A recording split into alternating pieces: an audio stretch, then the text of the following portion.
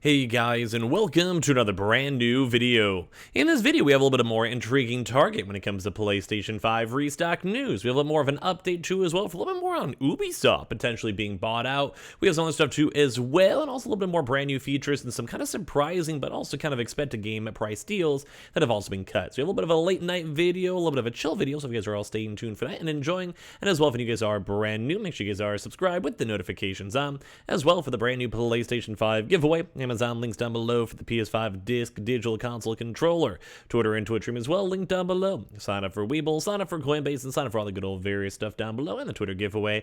And we have, like I said, a lot of little quick news to go and cover. So, first and foremost, hello. As you guys have probably seen, we've mostly been seeing more of Target kind of switching more on the in-store side.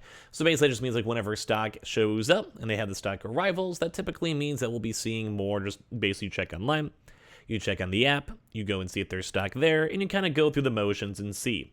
So what we've actually been noticing is actually, as of last night, we saw two intriguing things. Number one is we actually saw quite a few more regions, as well even having a late night restock, which is kind of surprising, mainly because we've also seen a lot of more of the early morning sides. We usually kind of mention around the 6 to around 9 a.m. range or so is typically what we've been noticing and typically what we've been seeing. So as we were watching that type of stuff, we actually did see some late night things around like the 7 to 9 p.m. range, which is kind of surprising. We haven't really been seeing as much or like that more stock kind of flipping on in. And it's also as well somewhat surprising too, because a lot of the stock is also like some of the stores are closed. So we even saw some instances in East Coast or some East Coast regions where literally actually having like the stock go on sale when the store is actually not even closed. So very intriguing stuff to note and things to mention up in the future, mainly because as we've been seeing stock and noticing stock, it's kind of sporadic. It's usually around a 2 to 3 week cycle. So part two of that is we actually have been seeing a little bit more also on the East Coast side of some employees also reaching out that some stores are actually receiving stock in their systems.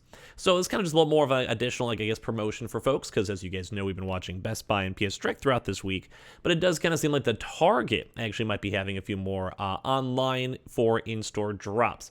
Now, we are probably still assuming we're not going to be seeing a proper Target restock, like not like a proper event one like we've had before, but there's always that small smidgen of chance that it could. But when it comes to stock and stock, all that type of stuff, it does kind of seem, as we're watching, it does kind of seem like we're kind of, well, more on the middle ground side. Because as they're kind of building up stock, I think that bumps up more of a likelihood of a normal online restock, so as they've kind of been doing. So we'll keep on watching either way. But it did seem like the stock numbers are around the nice like 13 to 17 range for what we've been seeing, and it was also through more of the internal systems apparently as well. So we are now actually confirming that there is more stock on the East Coast side. So what does that mean before we dive into other stories? It does kind of mean that throughout these next probably 2 days or so, especially Thursday and Friday, we'll probably be anticipating up a little bit more on the stock side itself. So very nice to go and see in big stock numbers and everything else. It also kind of means it's probably more incentivizing you guys to go check and see, although we still have been seeing a lot of botting issues. We do kind of pretty consistently see bots kind of scoping up and skeeping up some stock for when it comes to the Target restock. So it's not always the funnest news and funnest things to see, but it does kind of seem more intriguing that we have been seeing stock and stock movement when it comes to Target itself. So if you guys want to go check probably tomorrow morning, be worthwhile, probably on Thursday and Friday. Or as well, just want to give you guys the quick heads up that the Target has actually done outside of the normal, usual time restocks we've been seeing. As well, it's kind of been weird because it does kind of seem like this is now maybe like week 3. So if you guys have not had your local stores, like within your 50-mile radius, if you guys are checking the app or checking online, it's probably a way more likely, in my opinion, for you guys to go check the stores, check the stock, and go and see. Mainly because, as I said, with more stock arriving and more stock movement showing up, it does kind of bump up the likelihood at least a decent amount. And that does also have confirmation that employees have stock in-house on the Target stores themselves. So it is looking pretty good. Like, I do like the idea of it. I like the vibe of it. And overall, is having a pretty good time as well. So all around, good stuff. Go check your stores. We'll kind of keep you guys in the loop. And as well as I mentioned, sometimes now that times are outside of the normal stock ranges as we've been seeing, but it does kind of still seem like it's focusing more on the early morning hours. So intriguing, at least to go and know. So just want to give you guys a heads up for that one, and also keep on being on the lookout for the Xbox Series X's. Now, for a little bit of other news throughout the video itself, we actually have been hearing a little bit more of potential takeovers for Ubisoft. So if you guys saw our video yesterday, in the past few days, we saw Square Enix sell off a lot of stock. We saw like a $300 million deal, $200 million loss, and as well, we've also been kind of hearing rumors that Ubisoft is basically like, please, someone go and buy out our company, please, someone invest some money into us, let's go rocking that out. So we actually have a new report apparently from the Guillemot family is now considering to partner up with another private equity firm to actually go and acquire Ubisoft and stop any takeover attempts. So very intriguing to note, because as you guys know, Ubisoft's a pretty big publisher in terms of like Assassin's Creed and Tom Clancy games and all of that. So we actually had a little bit more internal details with it, where Ubisoft gains on report, founding family considered to partnering with PE for actually a takeover for the company itself. So French video game publisher Ubisoft rose 10% on a report that the company's founding family is considering partnering actually with a private equity firm to acquire the company. The Guillemot family, which owns 16%, rounding up, of the company's shares and 22.3% of the net voting shares, is likely to oppose a takeover from strategic buyers, according to the deal reporter item. The founding family wants to maintain their reign at the video game maker. The report comes in the Bloomberg reported last month Ubisoft is drawing bio interest, which is why a lot of people still been considering either Microsoft or considering Sony as well, because, well, they want to be bought out. And who wants to spend money? Those two companies. And who also likes games? Those two companies. Some good examples are Assassin's Creed and Far Cry franchises, and a few others as well, tied on in. Ubisoft, Ubiplay, Tom Clancy, etc. is always pretty big. Blackstone and KKR are linked to preliminary looks in the company, though there's no serious negotiations underway, and early talks may not actually lead to a bid, although these reports typically kind of go and bring on, like they kind of get leaked whenever more information is being shown around. The reports of the potential takeout come as Activision Blizzard, or ATI, actually agreed to be sold to Microsoft early this year, and also with other very big things too on top of that. So, very intriguing to go and see this because, as I mentioned, we did go and see Ubisoft themselves physically want to be bought out. They've talked about it, they've mentioned it, and they're okay with it. So it's kind of intriguing to kind of see like kind of a flip-flop and seeing who at the end of the day kind of wants to either go and make the company private, either wants to keep it public, wants to acquire it.